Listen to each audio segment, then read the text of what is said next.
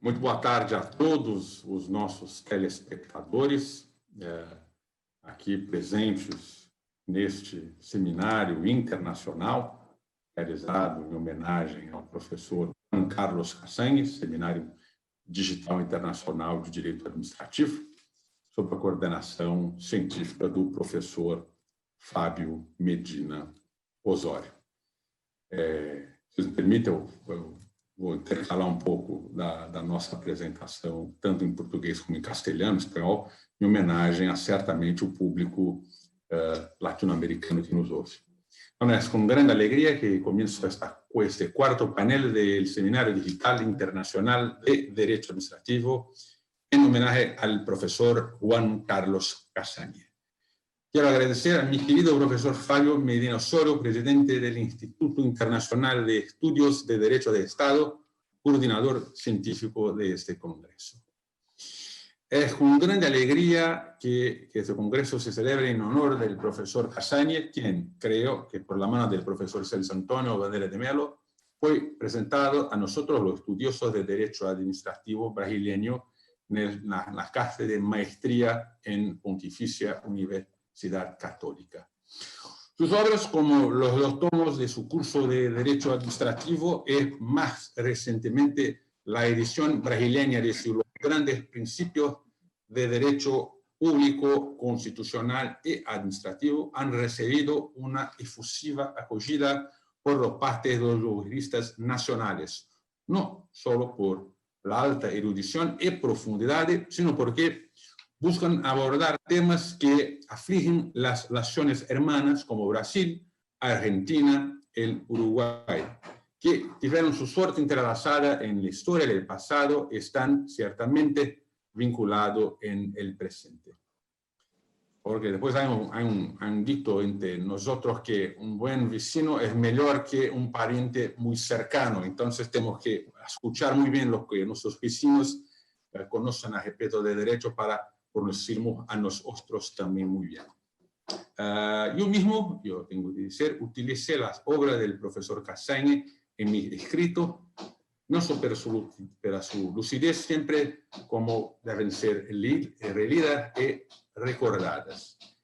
En ese sentido, tenemos el honor de recibir dos grandes maestros de Derecho Administrativo para hacer sus ponencias en los temas de la responsabilidad del Estado face los tiempos de pandemia que nosotros pasamos. Por supuesto, es un tema que debe ser afrontado, examinado por la perspectiva de la legislación de cada nación, de Uruguay, de Argentina. Para nosotros tenemos una mirada de la solución que se vislumbra entre nuestros hermanos. Entonces, muy cercano, permítame presentar el profesor Patricio Sammartino, que es profesor de posgrado en la UBA, Universidad de Buenos Aires, y también en la Universidad Austral de Argentina, por supuesto, donde en la Universidad Austral, profesor Patricio tuvo su maestría. De otro lado, tenemos el placer de recibir a Augusto Durán Martínez, que es profesor catedrático de Derecho Administrativo en la Facultad de Derecho de la Universidad de la República en Uruguay, y catedrático de Derecho Administrativo y director del Departamento de Derecho Administrativo de la Universidad Católica del Uruguay. Es doctor en Derecho y Ciencias Sociales de la Universidad de la República. Entonces, es con mucho placer que nosotros brasileños y todos los congresistas de Latinoamérica tenemos el placer de recibir a estos dos maestros, tanto el Augusto cuanto el profesor Patricio. Entonces, yo creo que primero tenemos que la ponencia del profesor Augusto respecto de este tema. Profesor Augusto Durán Martínez, lo maestro tiene la palabra. Muchísimas gracias. En primer lugar, deseo agradecer al Instituto Internacional de Estudios de Derecho de Estado, en la persona del profesor Fábio Medina Osório, por la invitación que me han formulado para participar en este seminario. Es para mí un gran privilegio poder hacerlo junto con figuras tan importantes del derecho administrativo de Iberoamérica. Es un placer compartir este panel con los prestigiosos profesores y queridos amigos Patricio San Martino y Mauricio Socún. Y por supuesto, me sumo con sumo gusto al merecido homenaje al gran maestro de América y querido amigo Juan Carlos Casagne, cuya producción es conocida en todo el continente y en Europa, y por supuesto que merece los máximos honores. El neoconstitucionalismo, aparecido sobre fines de la mitad del siglo pasado, provocó un cambio sustancial en el mundo del derecho y creó un nuevo modelo de Estado basado en la centralidad de la persona humana. Ese cambio se produce como una reacción ante la tremenda violación de los derechos humanos perpetrada en las dos grandes guerras del siglo XX, sobre todo en la segunda. Pero también se ha señalado que ese cambio fue provocado por la aparición del existencialismo. En tal sentido, Fernández Cesareo expresó que la filosofía de la existencia superó la antigua concepción del hombre como animal racional que tiene su origen en Aristóteles y se continúa con Boecio y Tomás de Aquino. A mayor abundamiento, escribió que el extraordinario y revolucionario acontecimiento histórico que significa poner de manifiesto que el ser del hombre no es la razón sino la libertad, es de tal trascendencia que origina una radical transformación en cuanto a la comprensión de lo jurídico. Tal vez la más gráfica expresión de esta filosofía la encontramos en Sartre. La existencia precede la esencia. Para el filósofo francés, la esencia del hombre no existe a priori. El hombre es no solo como se concibe a sí mismo, sino como se quiere y se concibe según lo que él hace de sí mismo. El hombre se hace a sí propio, no es algo hecho de antemano, se hace escogiendo su moral. Estamos condenados a ser libres. El hombre no tiene libertad, es libertad. Es posible que esta corriente filosófica haya contribuido al cambio de concepción, sin perjuicio de los excesos del existencialismo y en particular de Sartre. También hay mucho de verdad en las afirmaciones de Fernández Cesareo en cuanto a la importancia de la libertad. Pero no se puede creer que la libertad haya sido un descubrimiento de Sartre y que haya sido él el que habría reparado por primera vez en la existencia. Bien conocida es la clásica polémica entre los filósofos dominicos y los filósofos jesuitas sobre la esencia y la existencia. Mientras que los dominicos hacían especial cuestión en tal distinción, los jesuitas la relativizaban porque sostenían que el ser es en el existir. De allí que algunos de ellos unían los dos términos y hablaban de esencia-existencia. No podemos olvidar que la libertad está en el centro de la concepción del contrato de Oñate, conspicuo integrante de la segunda escolástica, provincial de la Compañía de Jesús del Paraguay, en épocas en que esa provincia comprendía además parte del territorio argentino, parte del territorio de lo que es Brasil y todo el Uruguay. Por eso fue uno de los fundadores de la Universidad de Córdoba, su primer catedrático de Derecho Civil y autor en el siglo XVII del primer tratado de contratos escrito en América.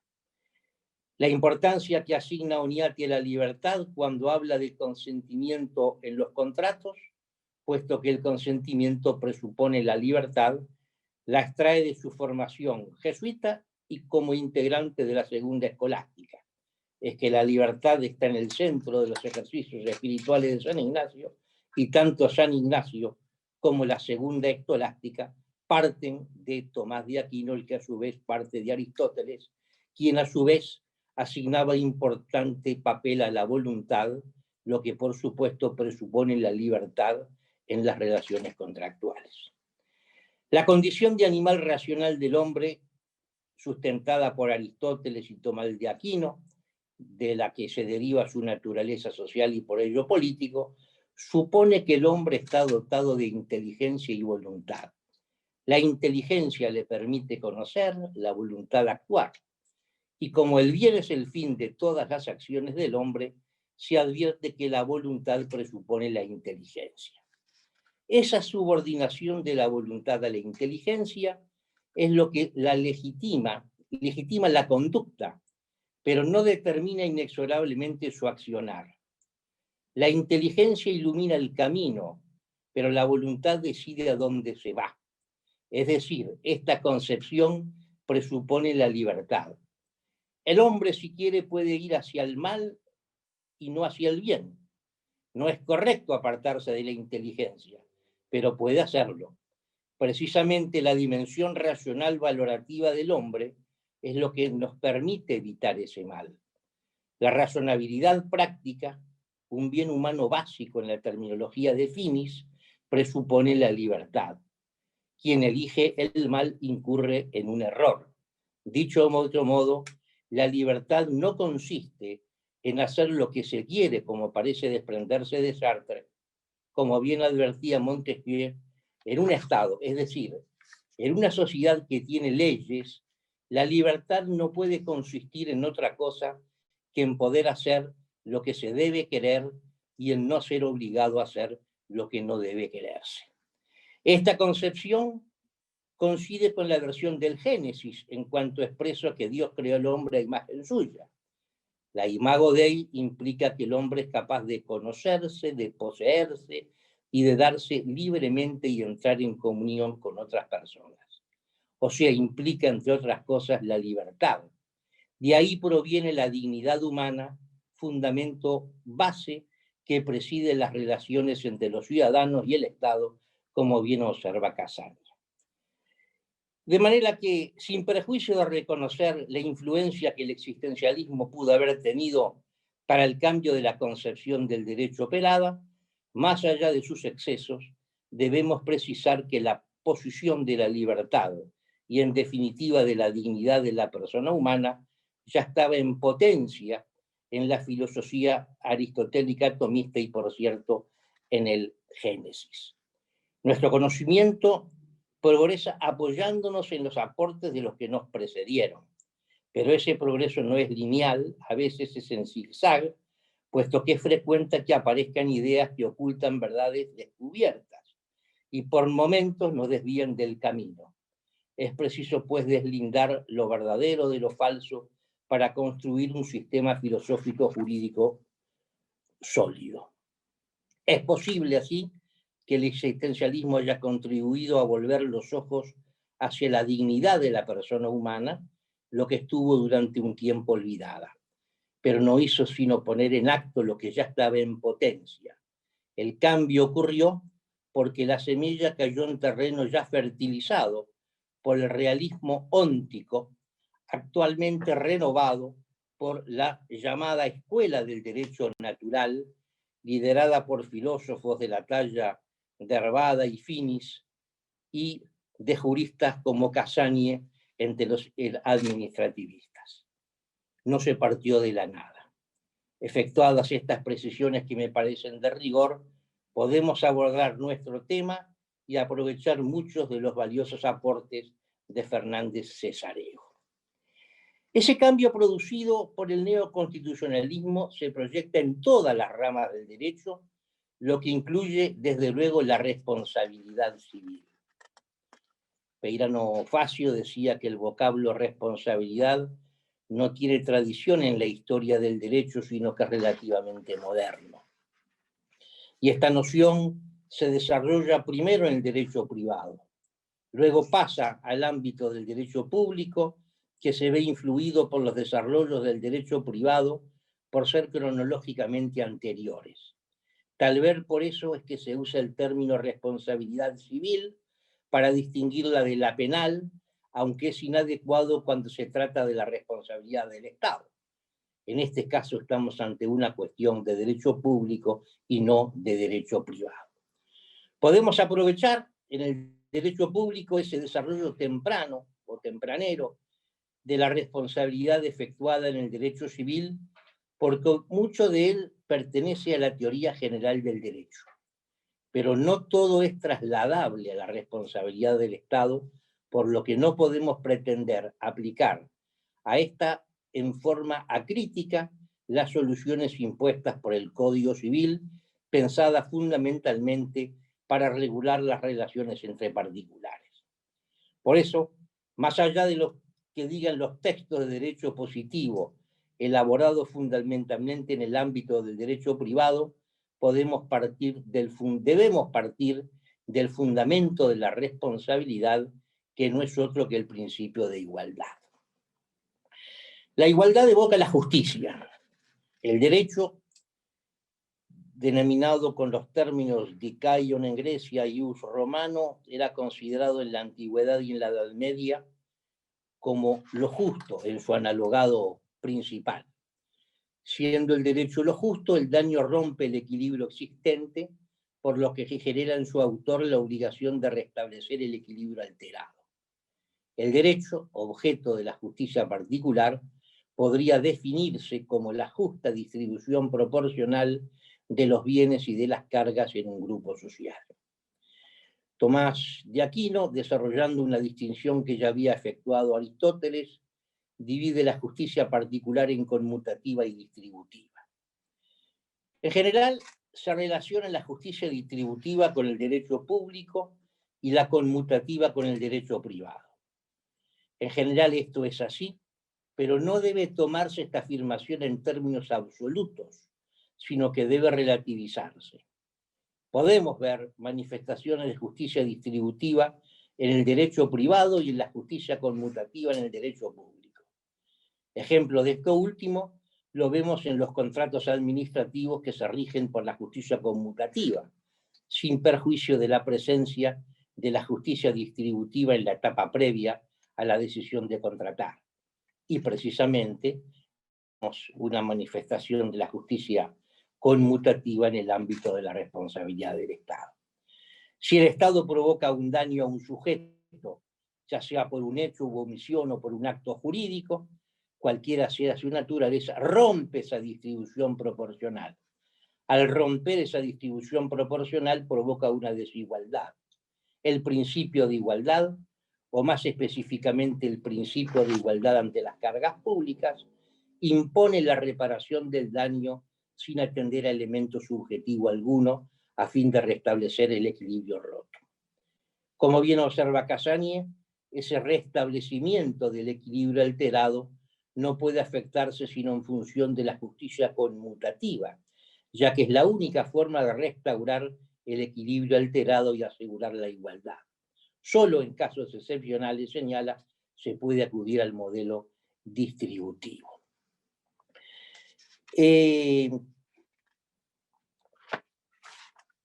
Eso nos muestra la raíz natural y el supravalor de este principio de la responsabilidad. La misma visión del derecho centrada en la persona humana provoca, entre otras cosas, un cambio en la perspectiva de la responsabilidad.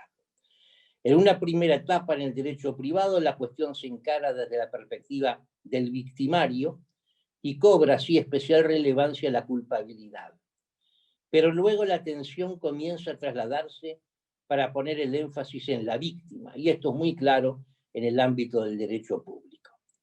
Si partimos de la esencia de la responsabilidad, vemos que la misma se centra en el daño. Siendo así las cosas, poco importa para que se configure la responsabilidad del Estado los aspectos subjetivos en la conducta del causante del daño. Lo que importa es que el daño se haya producido. Cuando nos enfrentamos a una cuestión de responsabilidad del Estado, el fenómeno debe enfocarse desde la perspectiva de la víctima. El daño es entonces el primer paso de la investigación, no la intención del que lo causa, aspecto este último que podrá tener relevancia a la hora de determinar si la víctima está obligada a soportar el daño, pero eso ya es un segundo paso. El diccionario de la Real Academia Española define daño como efecto de dañar y define dañar como causar detrimento, perjuicio, menoscabo, dolor o molestia. Pero no siempre se ha entendido así el daño en el ámbito de la ciencia jurídica. Las partidas de Alfonso el Sabio definían el daño como un empeoramiento, menoscabo o detrimento que hombre recibe en sí mismo o en sus cosas por culpa d'otri. Y esta definición es recogida por Escriche. Considero que el concepto de daño de las partidas y de Escriche es erróneo al incluir el elemento subjetivo. Creo que el concepto correcto está en la primera parte de la definición, suprimiendo esa referencia al concepto subjetivo, y este es un concepto que tiende a afirmarse en doctrina y coincide con la definición del diccionario. El daño es un hecho, produce una modificación o alteración desfavorable que afecta a una situación anterior de un sujeto. Aunque prestigiosa doctrina distingue los conceptos de daño y perjuicio, tomamos estos términos como sinónimos en general en el Uruguay. El daño, sin ser el único elemento de la responsabilidad, pasa a ser el elemento central de ella, a tal punto que lo que tradicionalmente se conocía con el nombre de responsabilidad civil o patrimonial, actualmente se suele llamar derecho de daños. También el alcance del daño ha variado. En el derecho romano, el daño era encarado fundamentalmente como una disminución del patrimonio.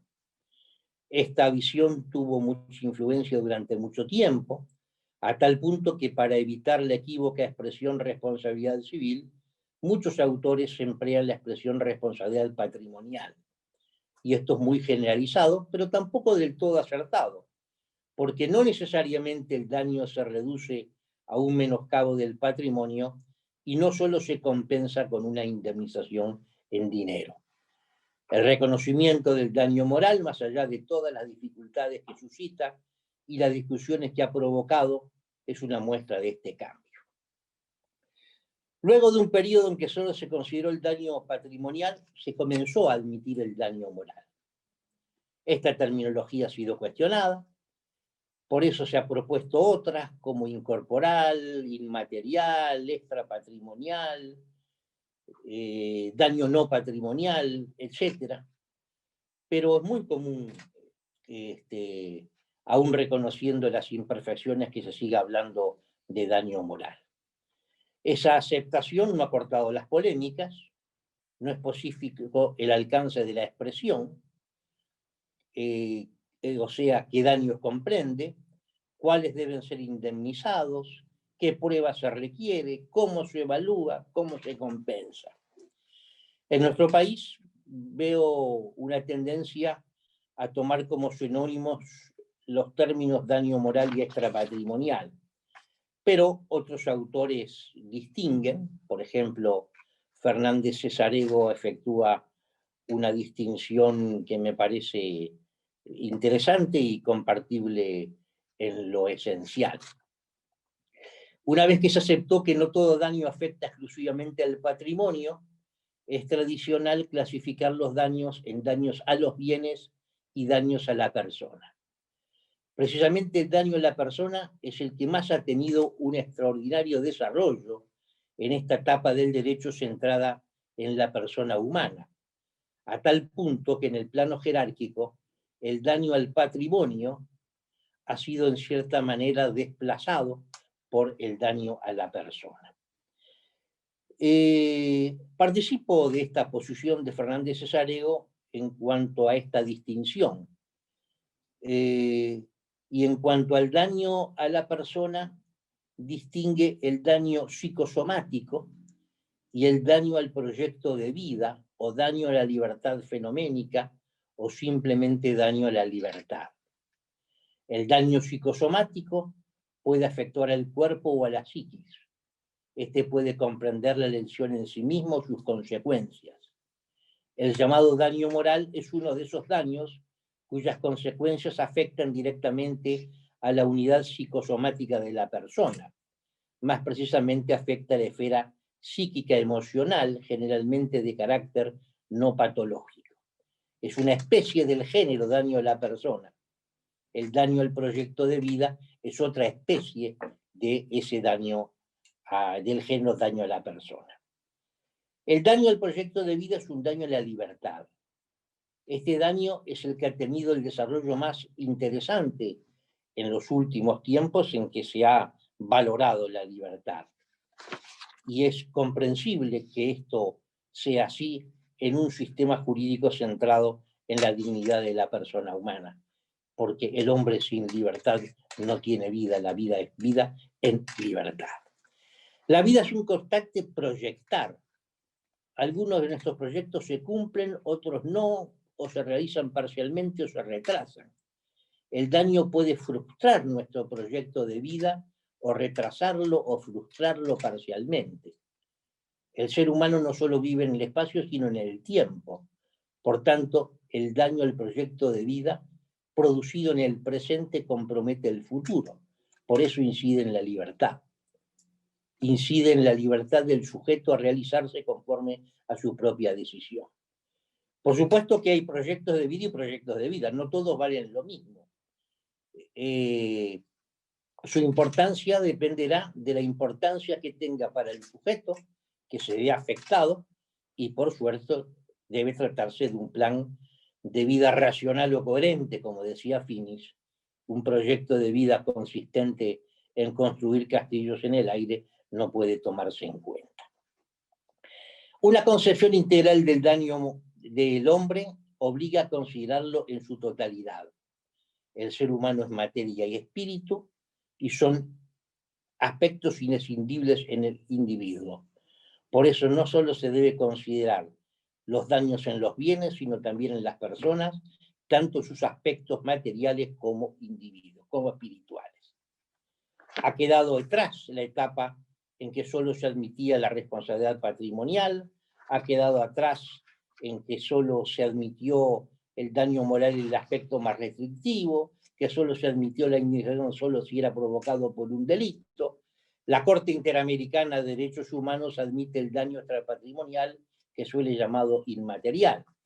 Y la tendencia expansiva del concepto como consecuencia de la nueva concepción de derecho lleva a la plena admisibilidad del daño extrapatrimonial. Hay todavía algunas reticencias en algunos autores y en algunas legislaciones en que solo se admite resarcir el lucro cesante. No veo ningún motivo para rechazar el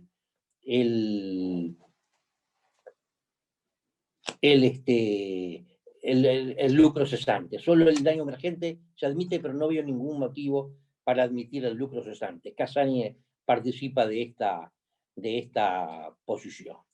En suma, siendo el daño indemnizable, para eso hay que entrar a otros aspectos que no corresponden de acuerdo a mi tema, es irrelevante que sea patrimonial o extrapatrimonial. Y en ambos casos debe indemnizarse tanto por daño emergente como lucro cesante. Claro que está que esa compensación integral es difícil de evaluar, no puede llevar a indemnizaciones desmedidas y tampoco puede provocar un desequilibrio en favor de la víctima. Una cosa es restaurar el equilibrio alterado y otra cosa es crear un nuevo desequilibrio en favor de la víctima. La evaluación es muy difícil. En nuestra jurisprudencia ha optado a veces por criterios subjetivos, atendiendo exclusivamente las particularidades del caso. También otra tendencia acude a pautas objetivas, como el análisis de la jurisprudencia, lo que es difícil porque no es posible conocer todas las jurisprudencia, pero me parece que este es uno de los casos en que debe tenerse muy en cuenta la equidad. Y también tenemos que tener en cuenta que la compensación, en principio en dinero, puede también contener otro tipo de compensación, como es corriente en la jurisprudencia de la Corte Interamericana de Derechos Humanos.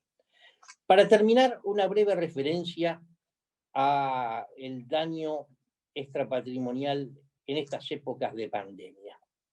No cabe duda que la pandemia del COVID-19 ha producido cuantiosos daños patrimoniales y extrapatrimoniales. En cuanto a estos últimos, que son los que interesan, sin duda los hay de diversos tipos. Se ha afectado la vida, la salud, el proyecto de vida. Incluso, aún quienes no han contraído la enfermedad se han visto afectados por las medidas dispuestas para contener el virus. Por ejemplo, el aislamiento impuesto en algunos casos ha provocado trastornos psíquicos que aún estando físicamente sanos. Es decir, que hay daños y hay daños de diversos tipos. Al analizar el fundamento de la responsabilidad, lo encontramos en el principio de igualdad y señalamos que corresponde aquí aplicar la justicia conmutativa. Pero advertimos que Casagne, en casos excepcionales, decía que se podía aplicar criterios de justicia distributiva. No mencioné en esa oportunidad los ejemplos dados por Casagne y lo voy a decir ahora. Y acá hablaba de daños causados por catástrofes naturales como inundaciones o terremotos. Y en esos casos decía, la necesidad y las propias limitaciones financieras del acervo común serán los criterios decisivos a la hora de establecer la medida de la indemnización que corresponderá a cada una de las partes del todo social que resultan afectadas, y hasta, contradiciendo el igualitarismo formal, podrían establecerse escalas de reparación que cubran preferentemente las necesidades de los sectores carenciados de la población. Comparto plenamente este criterio, también en esos ejemplos, pero debemos tener en cuenta que en esos ejemplos se trata de daños que no provienen de la acción u omisión del Estado. Si hablamos de responsabilidad en ese caso es porque el Estado, si no el único, es el principal gestor del bien común y está obligado a reparar los daños causados por fenómenos naturales, aunque no lo sean imputables. Por eso proceden los criterios de distribución, para atender a la situación de los más necesitados. Estamos en una hipótesis muy distinta de aquel daño provocado por el Estado, en donde sí se aplica la justicia conmutativa. En casos de daños producidos por esta pandemia, tenemos que hacer algunas distinciones. Puede ocurrir que el daño se produzca como consecuencia de una acción u omisión del Estado. Por ejemplo, el daño sufrido por el personal de la salud en los hospitales públicos contagiados por atender a los enfermos, el daño provocado como consecuencia de medidas impuestas por el Estado mal tomadas o posibilitadas por la omisión del Estado de adoptar a tiempo las medidas que corresponden tomar. Si las medidas dispuestas por el Estado son correctas y provocan daño, hay que analizar la generalidad o especificidad de la medida para determinar si el daño es indemnizable o no, para ver si hay o no deber de soportar el daño. Todos esos ejemplos son daños imputables al Estado, por lo que corresponde una compensación integral conforme a criterios de justicia conmutativa, sin perjuicio, claro está, del hecho de la víctima que pueda neutralizar o afectar el nexo causal, y en ese caso eliminar o disminuir la indemnización, según las circunstancias del hecho de un tercero que pueda provocar un traslado de responsabilidad o un reparto de ella. Pero si el daño se produce sin que exista la menor responsabilidad del Estado, ya sea por acción o por omisión, entonces corresponde compensar los daños conforme a criterios de distribución. Sería un caso similar a una catástrofe por fenómenos naturales. Bueno, muchísimas gracias. Con esto creo haber cumplido con el tema que se me había aceptado, que se me había indicado. Muchas gracias, profesor Durán. Fue un placer escucharlo y testificar que nosotros compartimos los mismos pensamientos sobre los fundamentos de la responsabilidad del Estado, incluyendo su origen y innegable error, a mi punto de vista, yo creo que ustedes también, el de uso de la expresión responsabilidad civil del Estado. A mi punto de vista también es un error. Me complace ainda que darme cuenta que compartimos del mismo punto de partida al examinar la responsabilidad del Estado, porque también, de mi punto de vista, es legalmente irrelevante examinar la conducta de la gente, pero sino la consecuencia calzada por esa conducta, si es admitida o no por el sistema jurídico. Por eso, según me parece, no existe responsabilidad estatal por acto lícito, como se afirma en Brasil por la mayoría de la doctrina. Más adelante yo quería conocer su opinión sobre la ocurrencia o no de la responsabilidad del Estado, pero el cierre total de actividad comercial o industrial por la pandemia cuando eso se da en todo el territorio de la nación. Yo no sé si eso se pasó en Uruguay, pero acá en Brasil se vació, pero no es uniforme. En las provincias se han hecho, entonces yo no sé si lo pasó lo mismo en Uruguay. No. Me gustaría de conocer su opinión, cuál sería la consecuencia del punto de vista de la ley de Uruguay. Bueno, finalmente pedimos que los congresistas, si lo desean, pueden remitir sus preguntas a través del chat YouTube. Muy bien. Dicho esto, ahora tenemos la alegría de disfrutar la conferencia del profesor Patricio Sammartino, profesor de la Universidad de Buenos Aires. Profesor, mucho gusto por escucharlo en esta conferencia internacional. Muy buenas tardes, muchas gracias, Mauricio. Un enorme honor, me siento muy honrado y muy agradecido al Instituto Internacional de Estudios de Derecho de Estado de Brasil. Realmente me siento muy agradecido por esta invitación. Sinceramente también me siento profundamente halagado por poder compartir este homenaje al querido profesor Juan Carlos Cassani.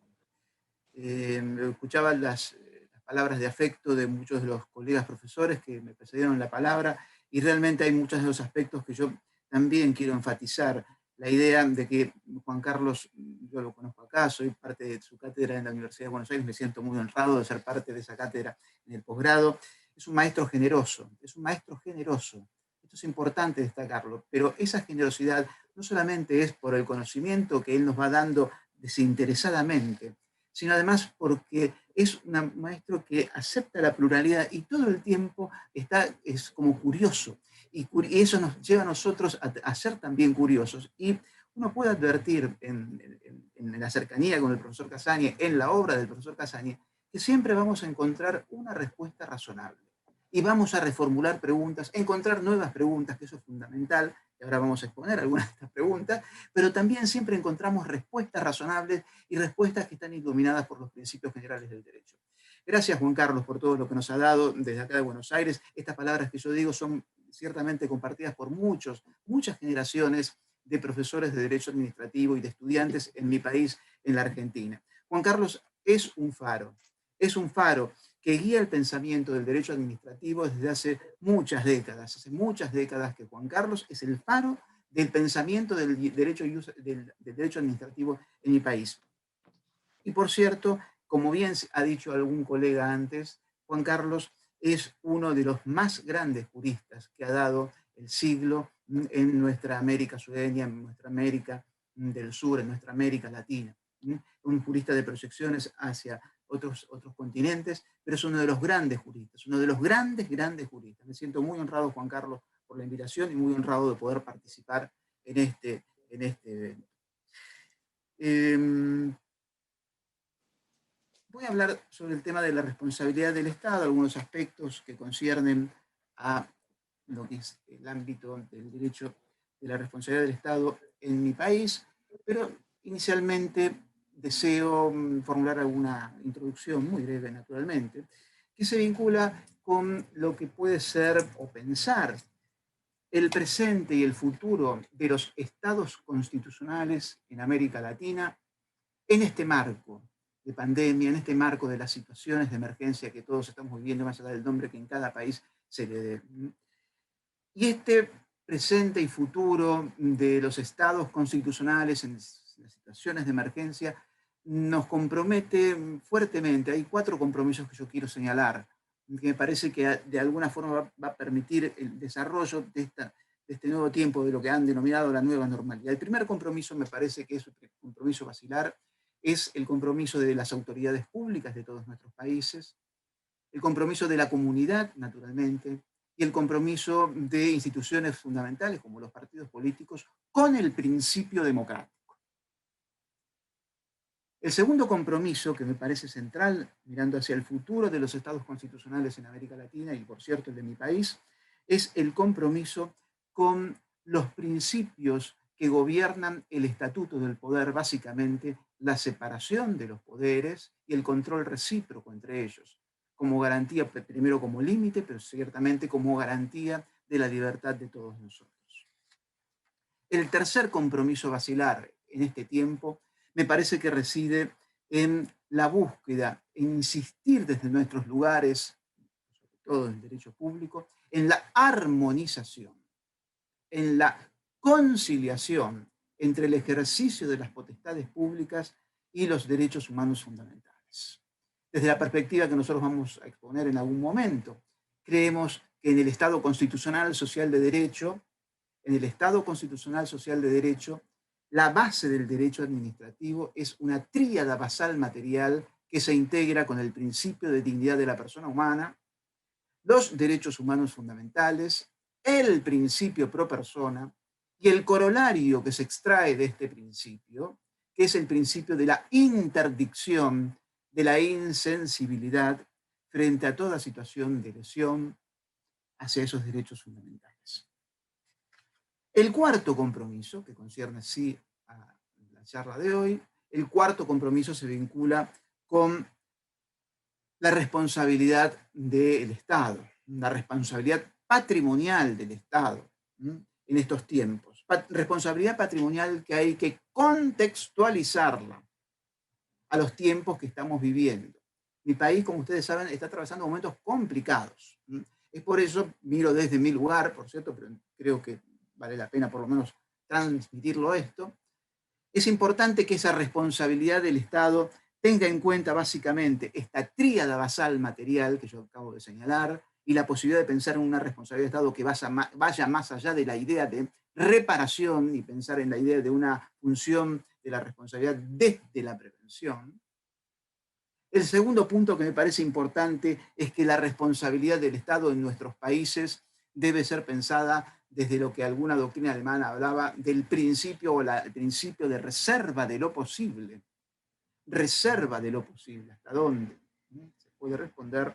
Y naturalmente, aquí vamos a tener que tener en cuenta la situación de quien es no el legitimado pasivo, sino el legitimado pasivo indirecto, que es toda la comunidad que en definitiva es la que va a responder. De modo tal que, hecha esta introducción, me quiero referir brevemente, muy brevemente, a lo que sería dentro de este cuarto compromiso, lo que en alguna medida podemos denominar las bases del derecho de la responsabilidad del Estado en la Argentina, que naturalmente lo primero que yo tengo que plantear y exponer frente a ustedes es que desde hace décadas la responsabilidad patrimonial en mi país plantea problemas de diferente índole. Algunos problemas son de carácter clásico, son tradicionales, otros problemas son más recientes y guardan en definitiva algún vínculo con el tránsito del Estado formal y democrático de derecho al Estado constitucional social de derecho. Dentro de los primeros, dentro de los problemas que vamos a denominar problemas clásicos o más tradicionales que acompañan desde hace décadas al derecho administrativo de mi país, el primer problema, además de la fundamentación de la responsabilidad del Estado, reside en determinar cuál es la función de la responsabilidad del Estado. Es un dispositivo técnico pensado para ser garantía, para ser sanción o para pensarlo como un mecanismo e instrumento de solidaridad social, de distribución de recursos. como algunos han planteado. El segundo punto, además de la función de la responsabilidad del Estado, el segundo punto, el segundo gran problema que atraviesa la dogmática de la responsabilidad patrimonial del Estado, reside en establecer cuáles son, qué reglas, qué principios deben regir la responsabilidad del Estado en el ejercicio de funciones públicas.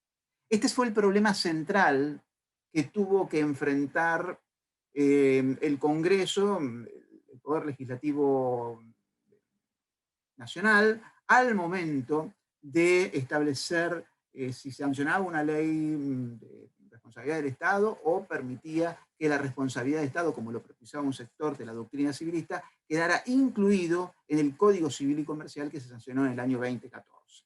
El problema de cuáles son las reglas, cuáles son los principios que deben regir a la responsabilidad del Estado en el ejercicio de funciones públicas.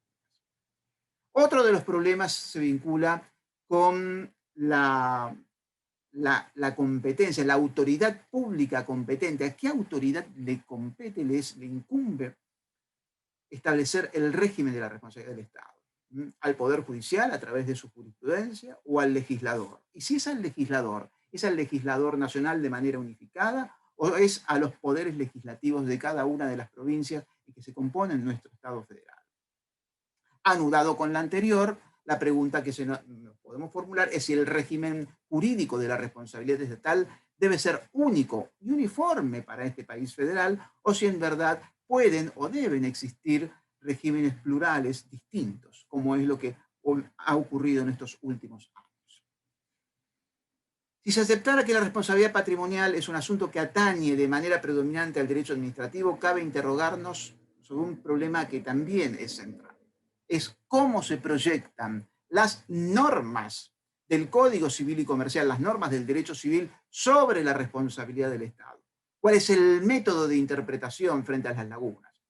¿Se aplica el derecho civil de manera directa? ¿Se aplica el derecho civil de manera subsidiaria? ¿Se aplica el derecho civil de manera analógica cuando hay supuestos lagunosos en el régimen de la responsabilidad del Estado? Otro de los problemas se vincula con la relación que tiene la responsabilidad del Estado con relación a los agentes y los órganos. Concretamente, en este punto, la responsabilidad estatal, nos preguntamos si opera de manera directa, subsidiaria, con respecto a los servidores, funcionarios o agentes, o si en cambio esta responsabilidad es principal o directa. Una nueva pregunta también nos hace pensar o nos hace cuestionar sobre cuál es el tipo de reproche. ¿Cabe afincar la responsabilidad en el reproche subjetivo de la gente, en la culpa de la gente, del funcionario, del servidor público, o si se debe examinar específicamente la prestación de la función y en base a ahí discernir si hay o no responsabilidad? A su vez, si el hecho generador que hace nacer la responsabilidad del Estado se focaliza en la actuación irregular, cabe pensar también si es posible desarrollar una responsabilidad de Estado a partir de actividad o inactividad formal y material legítima. Y en este supuesto aquí vamos a encontrar algunas variantes que no son menores. Algo habló el profesor Cordero en algún momento. ¿Cuál es la relación de la ilegitimidad con la falta de servicio? ¿La ilegitimidad agota la falta de servicio? ¿La ilegitimidad o es la ilegitimidad una condición necesaria y también suficiente para la configuración de esta falta de servicio? Es importante este punto, un debate importante, sobre todo a partir de algunas jurisprudencias que tenemos en nuestro país, a partir también de nuestra ley de responsabilidad del Estado. Insisto con esto, creo que es un tema para el debate. Los otros días en un asteneo que hicimos de Derecho Administrativo sobre este tema, se planteaba si la ilegitimidad es condición necesaria y suficiente para configurar la falta de servicio o si es simplemente una condición necesaria aunque no suficiente. En caso que aceptemos que la responsabilidad por actividad legítima es procedente, una de las preguntas que nosotros tenemos es si debe hacer, o sea, el régimen de la responsabilidad por actividad legítima debe ser idéntico o no al de la responsabilidad por la actividad irregular. Otro de los puntos vinculado también con la responsabilidad por actividad legítima es si corresponde considerar no solamente la situación que se puede llegar a dar frente a la omisión ilegítima, sino también a los supuestos de omisiones legítimas. ¿Es posible, como predica algún sector de la doctrina, considerar que existen responsabilidad de Estado por omisiones legítimas? Otra de las cuestiones que se plantean, los requisitos del supuesto derecho que deben concurrir para que nazca la responsabilidad extracontractual del Estado. ¿Son los mismos que rigen en el ámbito del derecho civil? ¿O hay diferencias? Y si fueran diferencias, en definitiva, ¿cuáles serían los elementos que habría que presentarse esa distinción? ¿En el factor de atribución? ¿En la imputabilidad? ¿En el daño? ¿O también en la relación de causalidad? Y aquí nos vamos a preguntar también qué relación existe en el régimen de la responsabilidad del Estado, tanto en un régimen jurisprudencial como en el régimen legal. ¿Qué relación existe entre los factores de atribución y lo que es el vínculo de conectividad, que es la relación de causalidad? Pues bien, todos estos problemas y muchos más de estos problemas, en definitiva, es vinculado son problemas de décadas. Uno puede tomar las obras y los congresos sobre derecho administrativo y todos estos problemas se han tratado. Ahora, el derecho administrativo del Estado constitucional social de derecho plantea nuevos problemas. Yo simplemente voy a mencionar dos, pero son muchos más. El profesor Durán Martínez hizo referencia a alguno de ellos y la verdad que excelente conferencia, profesor, y realmente va en línea con lo que ahora vamos a señalar. ¿Cuáles son los problemas de la responsabilidad patrimonial del Estado en el Estado constitucional social de derecho? En este punto, quizás los interrogantes se focalizan en precisar si el régimen de la responsabilidad del Estado debe ser indiferente, debe ser neutral frente a la valiosidad de las relaciones de disponibilidad que pone en juego cada situación, o si es posible, en cambio, reconocer modulaciones en el esquema del responder estatal cuando el hecho generador imputable a la autoridad pública interfiera lesivamente sobre derechos fundamentales indisponibles. Lo que estamos señalando es si debe ser un régimen uniforme para todo tipo de situación, o si es posible entonces considerar que hay modulaciones cuando la responsabilidad del Estado concierne y tiene en cuenta los derechos fundamentales indisponibles. La segunda cuestión que tiene vínculo con lo anterior se relaciona con otro de los problemas, quizás de los más importantes para mi modo de ver, es uno quizás el más importante. Es el desarrollo de una responsabilidad del Estado que, teniendo un oído en lo que ha pasado en el derecho civil argentino, tenga en cuenta que la función de la responsabilidad del Estado no es exclusivamente la reparación.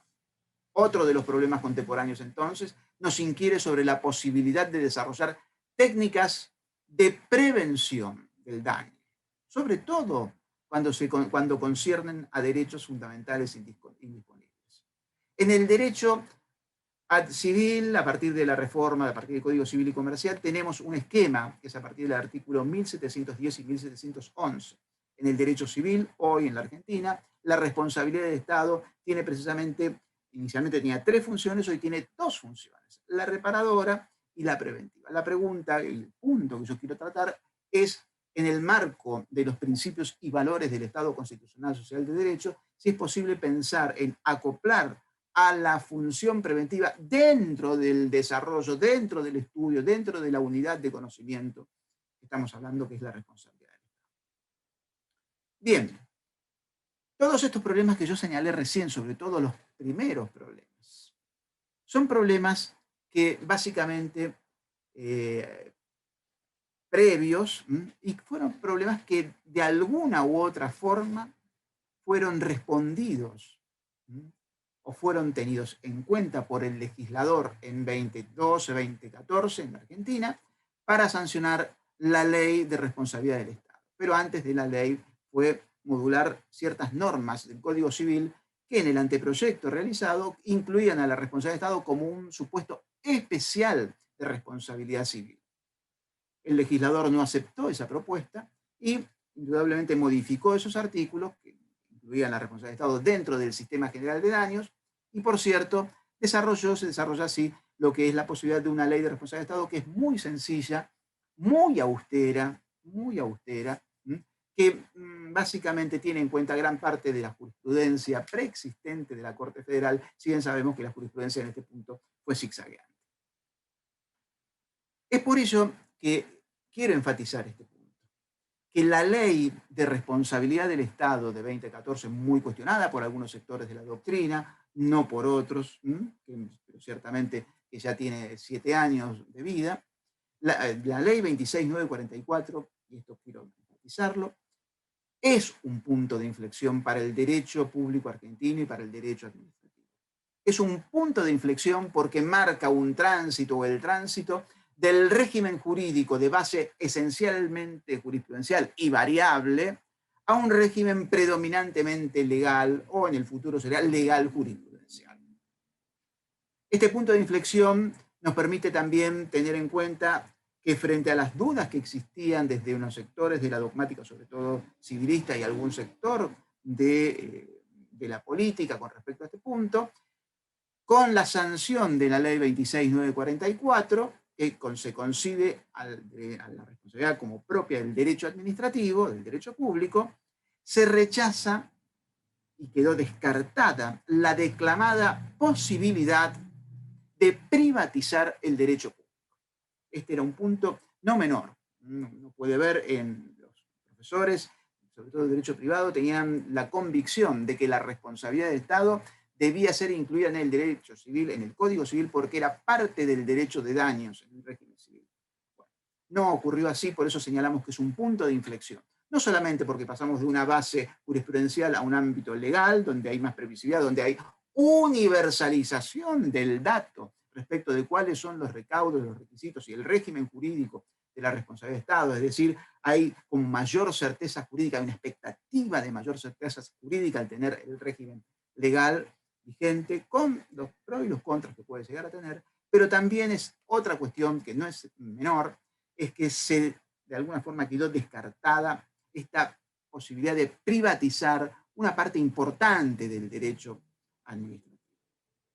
Ahora, no solamente es un punto de inflexión la ley de responsabilidad del Estado. Tampoco, o por lo menos pensamos que es importante tenerlo en cuenta, que no es un punto de partida. No es un punto de partida porque las ideas rectoras de la ley de responsabilidad del Estado, el carácter objetivo de la responsabilidad, en virtud del cual se juzga la prestación o ejercicio de la función pública y no la culpabilidad de la gente o servidor público, el carácter directo por el cual el Estado responde por la actuación de sus órganos y no en subsidio de sus agentes, el carácter autónomo por el cual las normas de responsabilidad civil no se aplican de manera directa ni subsidiaria, el carácter local por conducto del cual se respeta la forma de Estado federal, sumado a lo cual los factores de atribución, juntamente con estos factores de atribución, falta de servicio de un lado, sacrificio especial de otro. Todas estas características que yo acabo de señalar ya habían sido labradas por la doctrina judicial y científica nacional y provincial durante las últimas décadas de los gobiernos del sur. Y me detengo en este punto para señalar, queridos colegas, que la gravitación que ha tenido la dogmática del profesor Juan Carlos Casagne ha sido de enorme relevancia. A partir de esos dos importantísimos trabajos que siempre hay que leerlos, publicados en El Derecho 99 y el Derecho 100, estudié cuando fui estudiante, lo estudié, y realmente hoy siguen teniendo enorme vigencia. La doctrina del profesor Casagne ha influido mucho en todos estos aspectos que yo acabo de señalar. Los diferentes caracteres que va a tener, o las ideas rectoras que mantiene la ley de responsabilidad del Estado, y justamente además el desarrollo de estos factores de atribución. Así como dijimos que la ley de responsabilidad del Estado es un punto de inflexión, así como dijimos que tampoco es un punto de partida, a pesar de ser un punto de inflexión, queremos señalar y enfatizar que la ley de responsabilidad del Estado, todo el régimen jurídico del responder estatal, no lo podemos considerar como un punto de llegada, ni tampoco un punto de ruptura. La ley de responsabilidad del Estado es apenas un eslabón, es apenas una pieza en el tránsito del derecho administrativo, del Estado formal y democrático de derecho, al Estado constitucional social de derecho. Y es por ello que es importante tenerlo en cuenta, que la evolución que va a tener esta interpretación de la ley, es importante seguirla con atención porque indudablemente se van a modular, se van a adaptar esta ley en los sucesivos años a los principios y valores del Estado constitucional vigente en la República. ¿Cuáles son las características principales que uno puede extraer del régimen de la responsabilidad del Estado en mi país? Trataré de ser lo más sintético posible para no tomar más del tiempo que corresponda, pero lo primero que tengo que señalarles, estimados colegas, es que el plexo normativo conformado por las leyes 26.944 y 26.994, que es el Código Civil, artículo 1764-66, brinda expreso reconocimiento a la responsabilidad patrimonial del Estado. Ustedes dirán, bueno, pero ya estaba. Brinda expreso reconocimiento a la responsabilidad del Estado.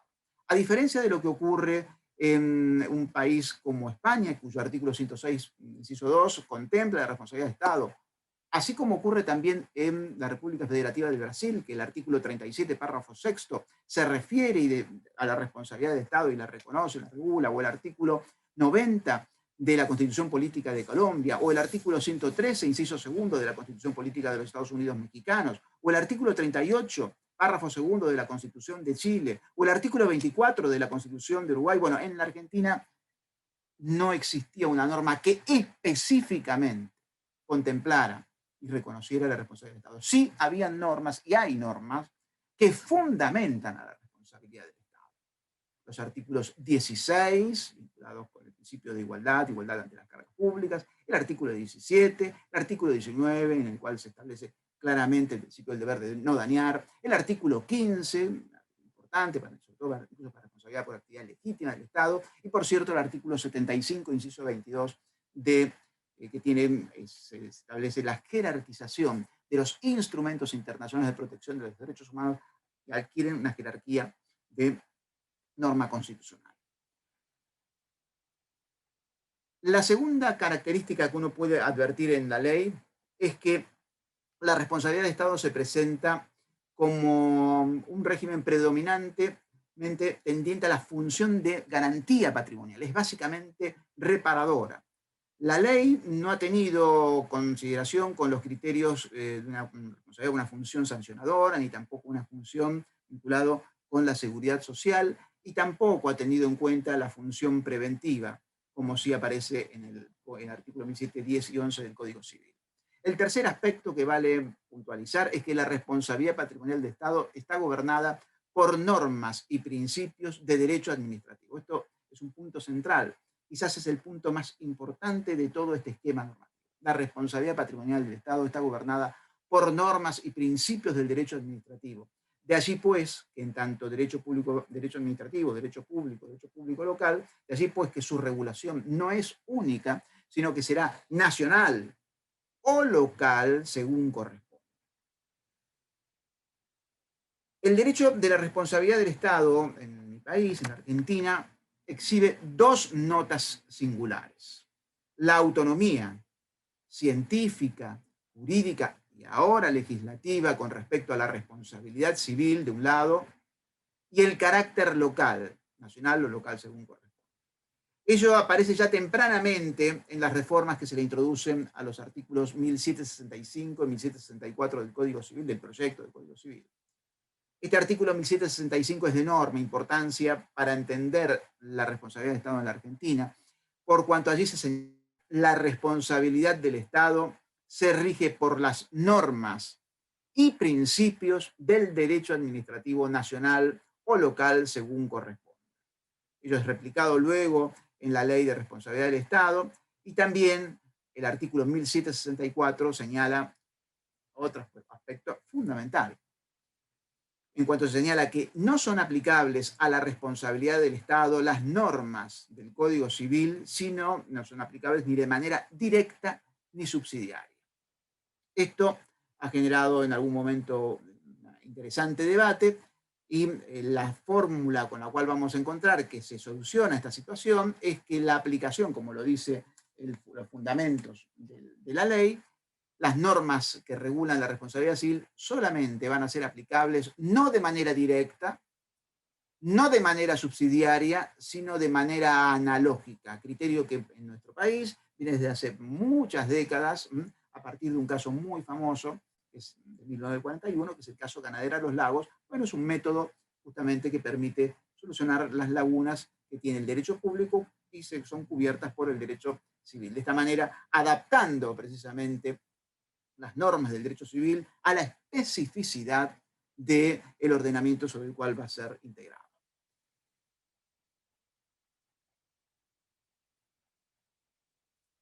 En cuarto lugar, la ley 26.944, en definitiva, es un esquema sistemático de ordenación sustantivo que reglamenta legislativamente una de las variables del derecho constitucional al no ser dañado, y también reglamenta la garantía de igualdad ante las cargas públicas.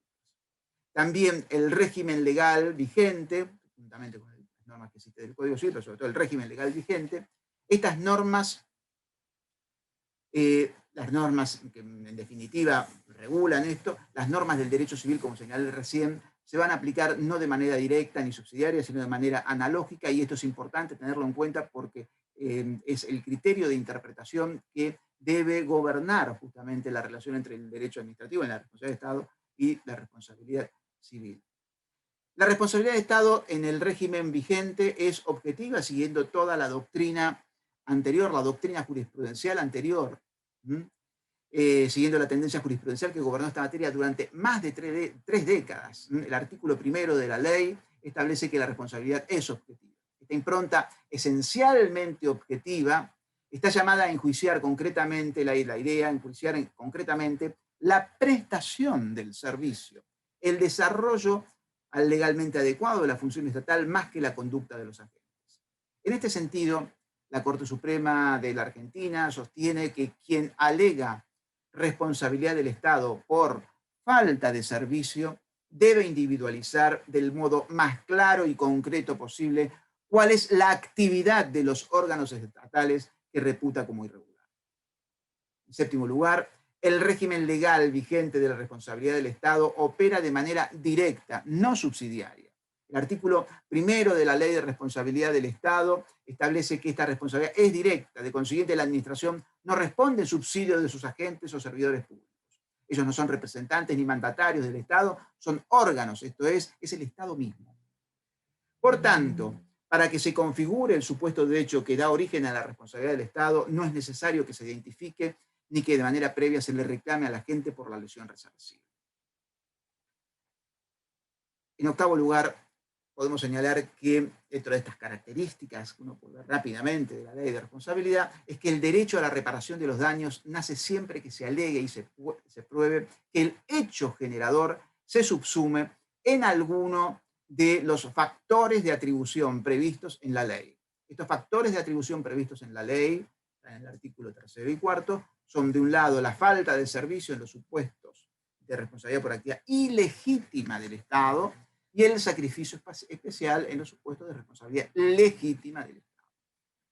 Concretamente, la ley de responsabilidad del Estado en el orden federal, como también la de la Ciudad de Buenos Aires, que en definitiva tienen bastante similitud, la ley de responsabilidad del Estado consagra dos subsistemas, uno por actividad y omisión ilegítima y otro por actividad legítima. El elemento primordial en el primer subsistema no es otro que la falta de servicio. El elemento primordial en el factor de atribución, en el segundo, es nada más y nada menos que el sacrificio especial.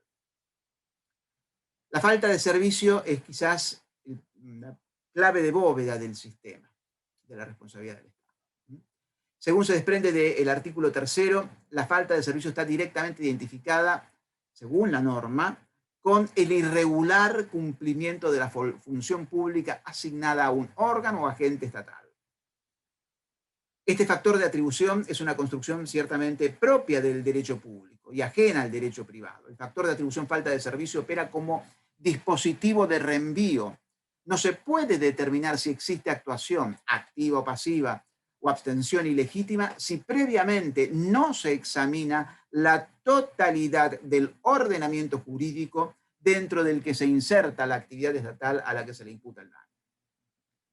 La falta de servicio esencialmente está asociada al irregular ejercicio de la función estatal. Se puede manifestar a través de una actuación material y también formal, y también a través de omisiones. La falta de servicio, en alguna medida, según se desprende del propio artículo 3º, inciso D de la Ley de Responsabilidad del Estado, se presenta quizás como un supuesto de antijuridicidad objetiva. Al referirse a la falta de servicio, la ley no emplea el sintagma funcionamiento defectuoso del servicio. No vamos a encontrar ese sintagma dentro de la ley. Tampoco vamos a encontrar que la ley haga referencia a la ambigua, poco luminosa y bastante subjetiva noción de anormalidad. El artículo 3º de la Ley de Responsabilidad del Estado conceptualiza la falta de servicio como una actuación u omisión irregular de parte del Estado. En ese mismo sentido, y es muy importante lo que viene ahora, también se emplea el sintagma, a continuación en ese artículo, el sintagma inobservancia de un deber normativo. De alguna forma, ese artículo 3º, inciso D, en esto que es en alguna medida la clave de bóveda de la responsabilidad del Estado por actividad ilegítima, de alguna medida ese artículo toma gran parte de la jurisprudencia labrada por la Corte Federal durante las últimas tres décadas de gobiernos de jure en nuestro país. La falta de servicio en este ámbito está ligada de modo general a la presencia de una conducta antijurídica, dijo la Corte en 2014, en caso R. La falta de servicio se vincula con la falta de legitimidad de la conducta estatal, dijo en Cohen Eliezer en 2006. También dijo la irregularidad en el ejercicio de la función pública estatal. También se la vinculó con la falta de una regular prestación en Carballo de Pochat. Y también dijo violación frente a las obligaciones del servicio. La jurisprudencia presenta este factor de atribución como violación frente a las obligaciones del servicio regular. Falta de prestación del servicio en Migoya. Ejecución irregular de la función en Reynot Blanc. Ejecución irregular del servicio. Serradilla, del año 2008. Consultoras Megator, del año 2015. Inobservancia de actuar intempestivamente en el caso Metzadra.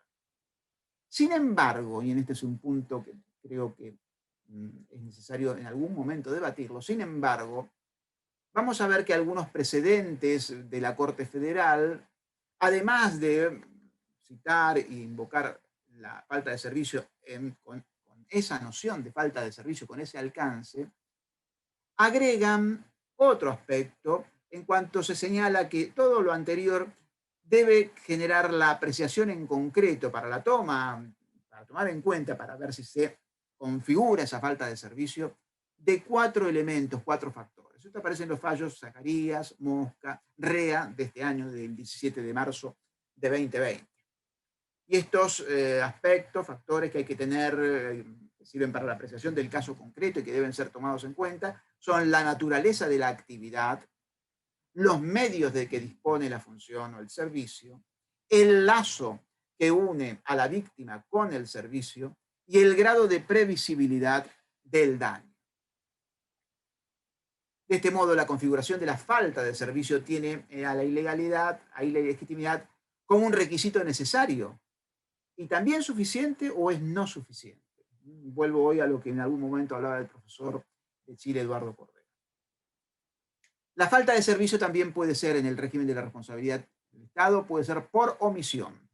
La ley específicamente señala, solo genera responsabilidad del Estado por omisión cuando se verifica la inobservancia de un deber normativo de actuación expreso y determinado.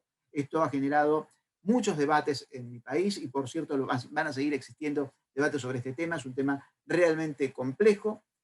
Desde esta perspectiva, cuando hablamos de omisión, la falta de servicio por omisión se vincula con aquella actividad del órgano estatal que ha dejado de hacer o ha dejado de ejecutar algo. En esta variable de responsabilidad estatal se requiere demostrar que existe una abstención de realizar una actividad formal o material establecida por una norma u otro acto estatal dotado de fuerza obligatoria. Para que se configure la falta de servicio por omisión, se requiere algo más que una abstención o un no hacer. Es necesario que la actuación estatal que se le imputa al órgano no haber realizado sea de observancia obligatoria por estar prescripta en un precepto normal o normativo válido, es decir, que se ajuste al principio de juridicidad. La formulación del precepto, desde el artículo 3º, inciso D de la 26.944, tuvo en cuenta la doctrina elaborada por la Corte meses antes de la presentación del proyecto en el caso Carballo de Pochat de 2013. Allí se habla justamente, para configurar o no la responsabilidad por omisión, de un deber jurídico determinado a cargo del Estado basado en una obligación preexistente. El artículo 3º, inciso D, remite al deber de actuación. Alude, y en esto es importante destacarlo, alude al principio de juridicidad, es decir, en su condición, a ese principio de juridicidad, en su condición de encargo jurídico de actuación. En modo alguno se puede examinar esa previsión desde los estándares que fijan el alcance de la competencia, como algún sector de la doctrina lo ha hecho, a mi juicio, de manera que debería ser revisado. Deber normativo de actuación, como reza el artículo 3º, inciso D, se refiere a mandato legal, a juridicidad. La competencia, en cambio, indica esfera de incumbencias o atribuciones del órgano, según lo fija la Constitución, las leyes o los reglamentos dictados en su consecuencia. En tal sentido, no resulta adecuado intentar extraer, por ejemplo, del principio de la especialidad un deber o manda jurídico. En el sacrificio especial, que es justamente ya dentro del otro subsistema que gobierna a la responsabilidad del Estado, la responsabilidad del Estado por actividad legítima, este factor de atribución, sacrificio especial, aparece en el artículo 4º. Se presenta como un padecimiento diferenciado en relación con el que sufre el resto de la comunidad, configurado por la afectación de un derecho adquirido. La idea de sacrificio especial en aras del interés general, en aras del interés público, remite a la idea de un perjuicio específico, grave, anormal. La Corte, en alguno de sus fallos, ha señalado que debe existir actividad válida del Estado que produzca un perjuicio particular desproporcionado para alcanzar finalidades de interés general o colectivo. En este punto, el texto legal vigente está en línea con la jurisprudencia, expresada apenas un par de meses antes a la sanción de la ley, en cuanto identifica al sacrificio especial con las consecuencias anormales, en tanto van más allá de lo que es razonable admitir en materia de limitaciones al ejercicio de derechos patrimoniales y significan para el titular un verdadero sacrificio desigual que no tiene obligación de tolerar sin la debida compensación económica.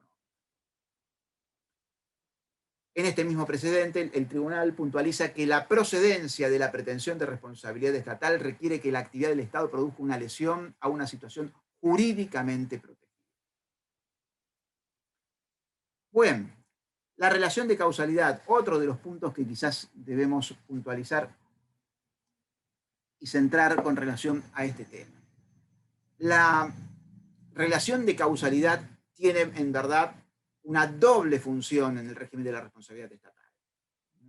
El nexo de causalidad tiene una doble relación en cuanto, por un lado, establece el enlace material, el encadenamiento fáctico particular entre un hecho antecedente y el suceso consecuente. Ahora, un examen más profundo de esta idea de causalidad en materia de responsabilidad del Estado, un examen más profundo permite considerar al nexo causal como un elemento que une, liga, vincula la actividad u omisión estatal subsumible en alguno de los factores de atribución previstos en la ley con el daño jurídico. Creemos que la relación de causalidad, desde esta perspectiva, se presenta como el genético vínculo de conectividad que liga un cambio jurídicamente relevante del mundo externo, denominado daño, entendido como menoscabo o lesión a las relaciones de utilidad o disponibilidad que tutela un derecho de interés, con un suceso antecedente. Es decir, el vínculo genético que liga un determinado cambio del mundo externo con un suceso antecedente que denominamos hecho generador. Sin embargo, además de este aspecto de la conectividad que estamos señalando, la relación de causalidad tiene otro fundamento y otra función, sobre todo.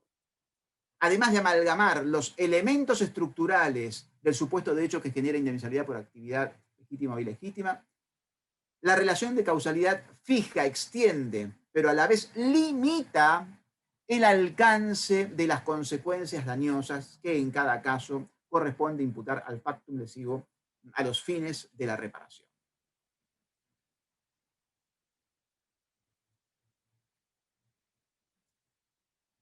Bien.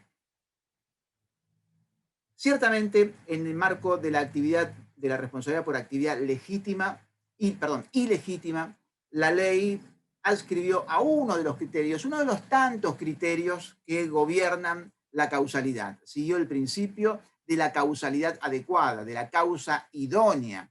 De este modo, el legislador en alguna medida desestimó otras teorías causales, como por ejemplo la de equivalencias de las condiciones, la teoría de la exclusividad, la teoría de la causa próxima y también la teoría de la causalidad virtual. La teoría, insisto con esto, la teoría de la causalidad adecuada se desinteresa de la sucesión temporal para centrar las soluciones en la idoneidad de las condiciones a través del juicio de probabilidad. Solamente se considera idónea desde la teoría de la causalidad a la que, según el juicio de probabilidad adoptado, según la experiencia, normalmente produce u ocasiona el resultado o daño que debe atribuirse al hecho. Alguna jurisprudencia sostiene, cuando hablan de la relación de causalidad, que se está vinculando este modo de establecer la causalidad a partir de aquella condición o causa con mayor fuerza productiva. También se alude a ella con el sintagma eficacia causal predominante.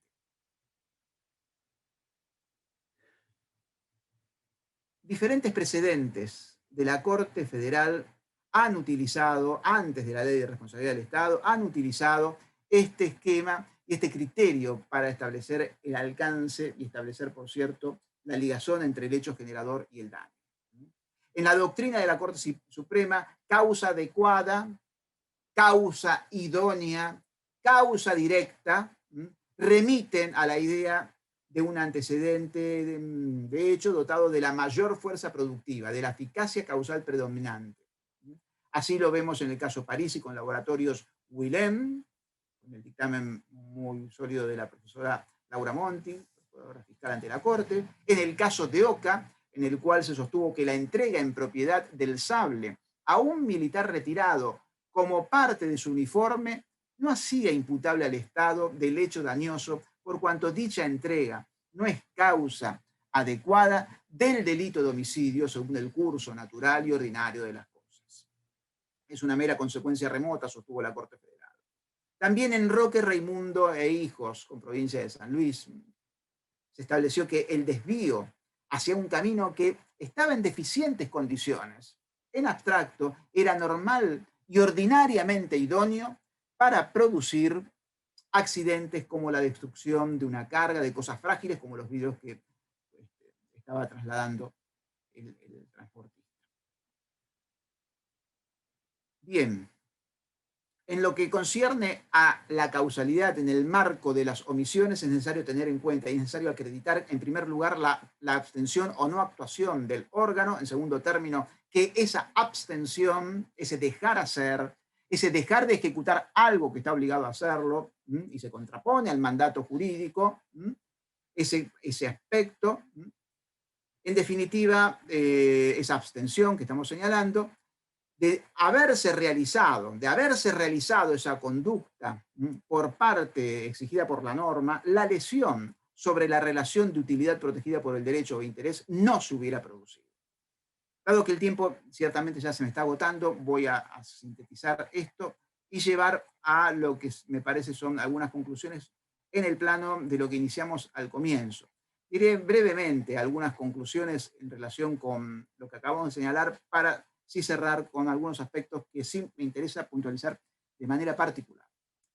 Como conclusión de lo que venimos señalando, rápidamente expresado, decimos que la ley 2926-944, responsabilidad patrimonial del Estado, reconoce legislativamente a la responsabilidad del Estado, cumple una función de garantía, está gobernada por normas y principios de derecho administrativo, en tanto derecho público local, su regulación es nacional o provincial según corresponda, la responsabilidad del Estado es nacional o provincial según corresponda. Por cierto, las normas de derecho privado que rigen la responsabilidad civil no se aplican de manera directa ni subsidiaria, sino solo de manera analógica. La analogía ciertamente resulta improcedente cuando la propia ley 26944 regula directamente los hechos en materia del caso o en aquellos supuestos en aquellas cuestiones que la propia ley prohíbe, como el caso de las sanciones pecuniarias disuasivas.